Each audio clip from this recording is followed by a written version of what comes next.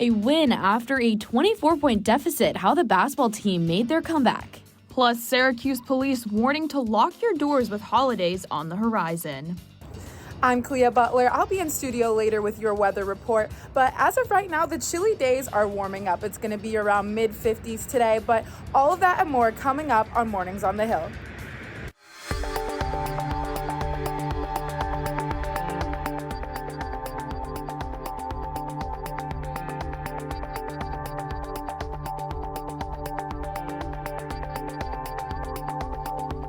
Good morning, I'm Peyton Spelsey. Thanks for joining us for Mornings on the Hill. And I'm Bailey Tucker. Here's a look at today's top story.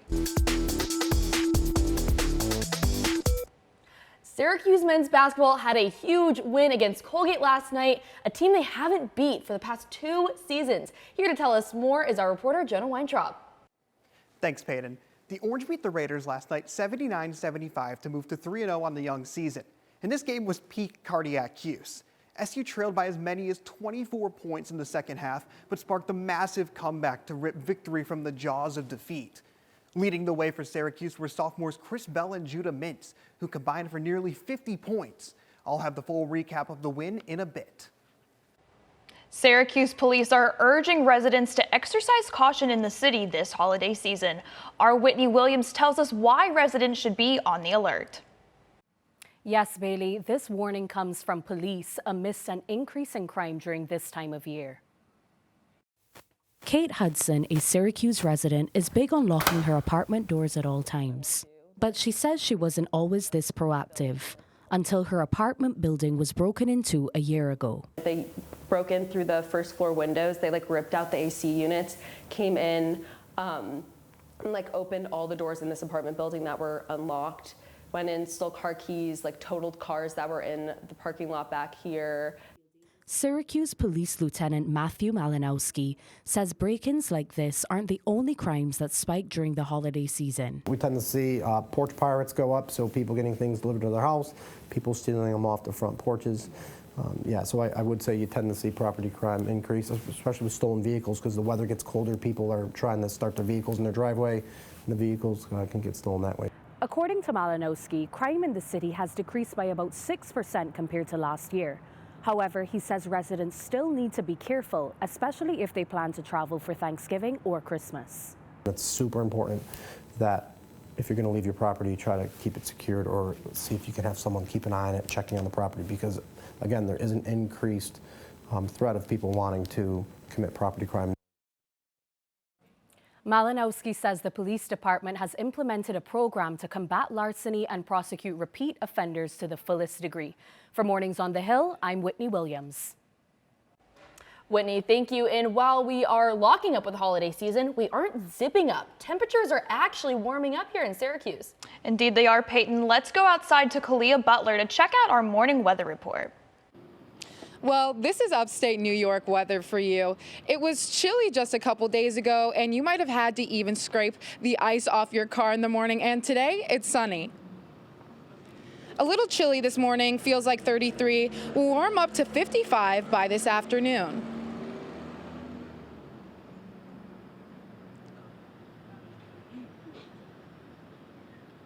It was a little cloudy this morning, but as you can see now, the sun is poking through. But I'll have some more weather updates for you in the studio shortly. I'm Clea Butler for Mornings on the Hill. Clea, thank you. Students protested here on campus just last week, calling for an immediate ceasefire and to end the siege in Gaza, as well as to stop aiding Israel. Mornings on the Hill was there. Take a look. Free, free Palestine! Many people who protested did not want to speak, but we found one person who was compelled enough to get out of his car. Here, and I see protest, I come. Because I'm from Gaza, I said I should come. He said the conflict has left his people with very little. A lot of people there suffering. No electricity, no water, no food. The protesters went from Maxwell to Krause-Heinz and ended up at the National Veteran Resource Center. He says their souls are also suffering. And they need to talk and raise their voice up. There has been a lot of response from many here on campus, whether that be the university or students condemning this protest, but the group will be protesting again this Friday at Lockheed Martin in Liverpool, New York. A local Christmas tree shop is not being affected by this year's Christmas tree shortage, Peyton. The Christmas tree shop has 3 locations where you can choose your perfect holiday tree. Madison Palumbo joins us live, sharing how the business keeps going strong. Are you looking for a Christmas tree but worried about not finding one this season due to the national Christmas tree shortage? Head on down to Chuck Hafner's, located here in Syracuse, where you will be able to find your perfect Christmas tree without having to worry about them selling out. The holiday season is right around the corner, and many are beginning their search for the perfect tree. Chuck Hafner's, located here in Syracuse, has been growing 6 different types of Christmas trees for over 100 years. Operations manager Ryan Joss says it's the best time of the year. Everybody's always happy. People are here because they want to be here. You know, it's not like you never get dragged out to go get a Christmas tree by your family. Aside from Hafner's store, there are 2 tree farms located in Kirkville and Pompey. According to ABC, there will be a Christmas tree shortage this holiday season due to inflation, supply chain issues, and wildfires. Joss says they never run out. We don't have a shortage because we grow our own, so we plan ahead so that we have exactly what we need 7 years, 10 years, 8 years down the road. We're tagging this year for trees that we have to leave to be 9 to 10 foot next year.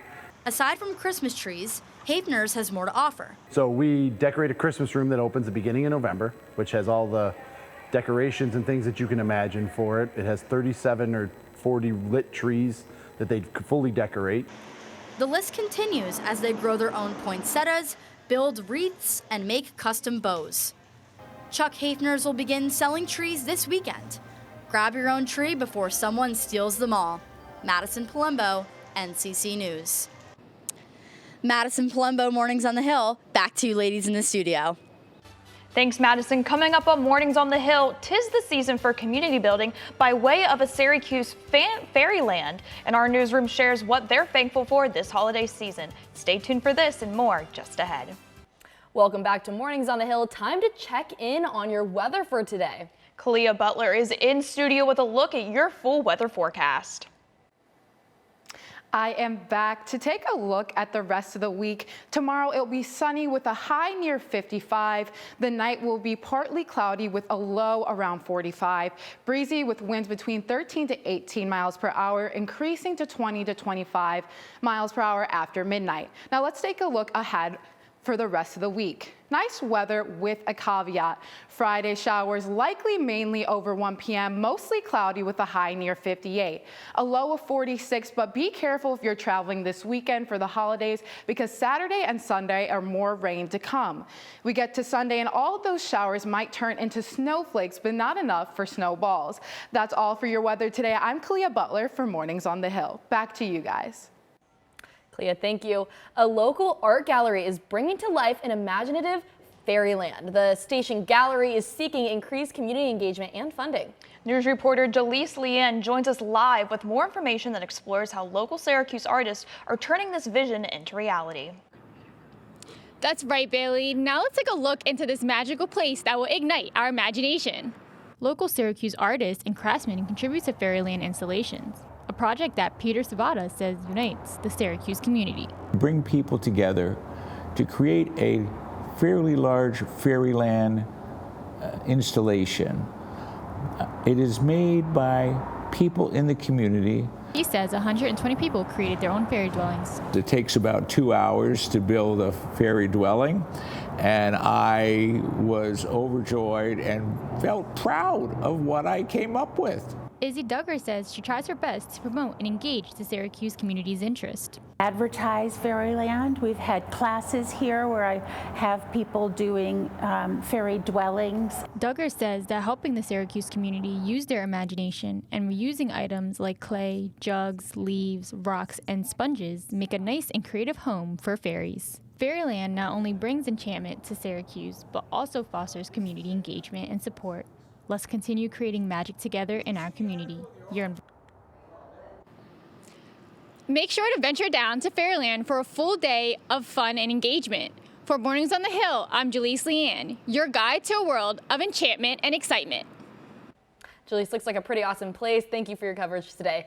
As we get ready to celebrate the spirit of Thanksgiving, our newsroom is bustling with gratitude. Let's join our Patricia Duong, who went around the newsroom to discover what our colleagues are thankful for this holiday season. Thanks, ladies. Beyond the breaking news and deadlines in this newsroom, our news staff shared their personal reflections with me on what makes this Thanksgiving uniquely special.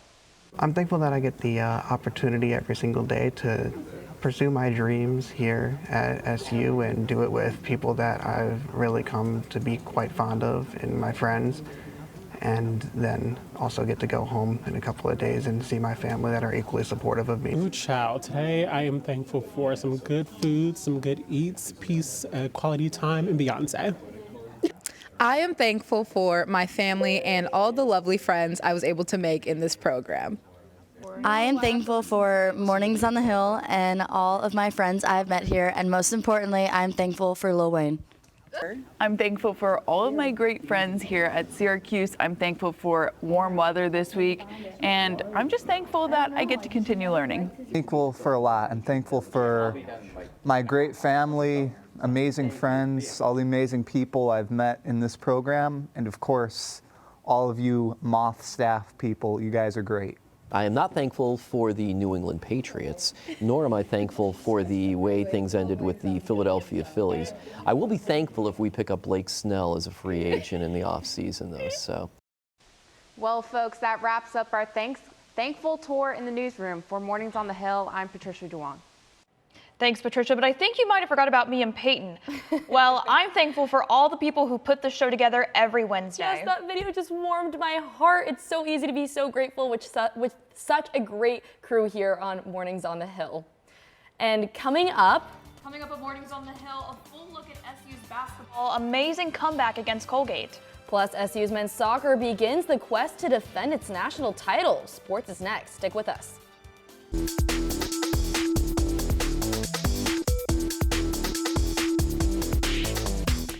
What a week in Syracuse sports as the reigning men's soccer national champions head to playoffs to defend their title. In a thriller comeback on the court last night, Jonah Weintraub with more on Syracuse's win. Before 2021, Syracuse men's basketball had won 54 straight games against Colgate.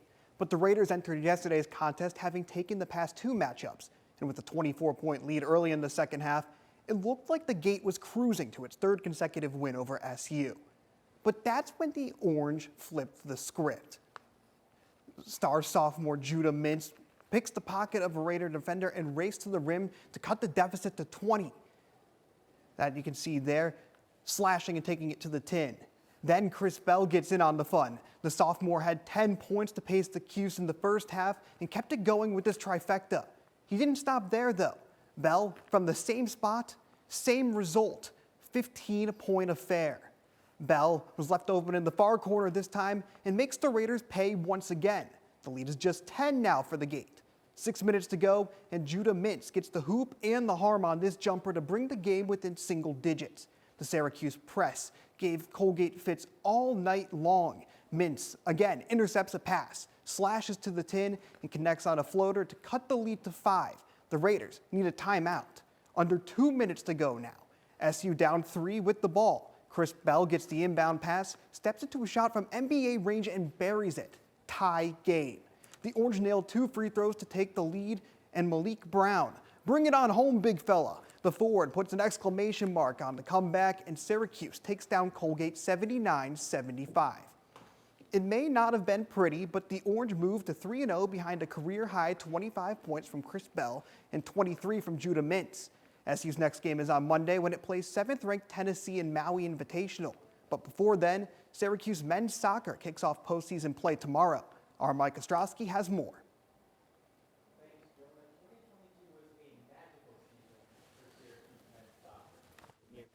The lads taking home college soccer's treble, the ACC regular season title, ACC postseason championship, and their first ever national championship. This fall, it hasn't exactly been smooth sailing for SU with a 2-1-5 conference record and a big drop-off in team scoring, but the Orange still have a chance to defend their crown as an at-large bid in the NCAA tournament. Coach Mack described the feeling of his team getting another chance to play on. Anytime you have a chance to continue your season, that's the intention every year when you play at Syracuse, is to try to get an invitation into the national tournament. But it's still, you have a few butterflies on selection day until you see your name pop up on the screen. And to enjoy that with your team as well, to see the guys, to see them celebrate and enjoy this moment. And now it's a new season, and we get ready for Thursday night. The Orange host Boston University tomorrow night at 6 at the SU Soccer Stadium. The Terriers won their first Patriot League title this season with a 12-3-4 record. The first 250 Syracuse students get in for free, so bring your ID and cheer on the Orange for their final home game of 2023. For Mornings on the Hill, I'm Mike Ostrowski.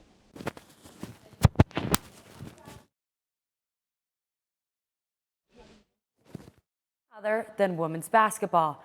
And a big reason why is the new faces, and one that is continuing to make history. Daisha Fair is not only one of the best players in the ACC, but in the entire country. And Fair is currently second behind Caitlin Clark in active scores in college basketball and has her sights set on capturing 3,000 points this season, a feat that has only ever happened 13 times before. And Fair has some scoring help around her with an upcoming talent. The first year from Australia, Sophie Burrows, who has a stunning shot that fans get to enjoy for years to come. And off the court, people will fall in love with Burrows as a person who is not afraid to laugh, even at herself. That's not a secret talent. Absolutely not. I cannot dance. Maybe that's something. I have no rhythm, whatsoever. So yeah, that's a reverse secret talent, I guess. And while she might not have rhythm on the dance floor, she absolutely has it on the court. And you can see it in person tonight at the JMA Dome, where the team will take on Coppin State. Tip-off at 7 p.m.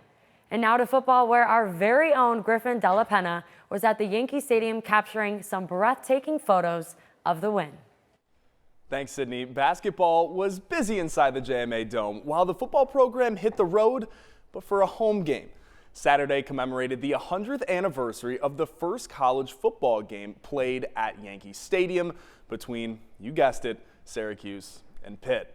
The 79th all-time meeting between the two programs lived up to the rivalry, riding a 5-game losing skid. Head coach Dino Babers decided to roll the dice, implementing an unorthodox offensive scheme, with quarterback Garrett Schrader still not 100% due to his shoulder injury.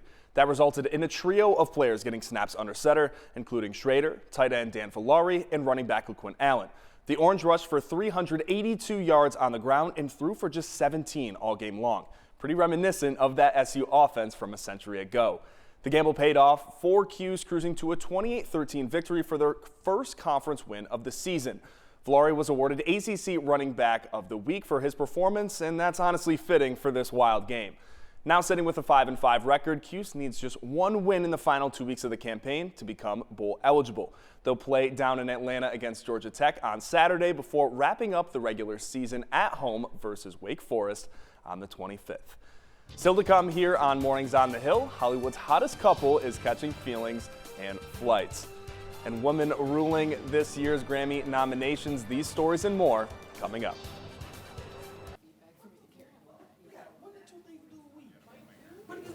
Which we never do anyway, and then zoom in, change audio, and get us in the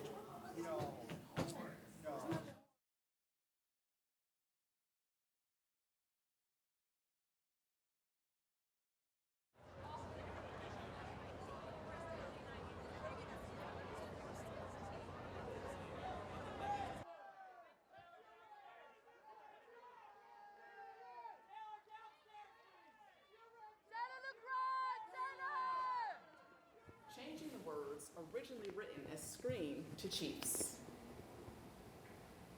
Marvel Studios She's entangled set our back based over the powers. weekend as their latest film, The Marvels,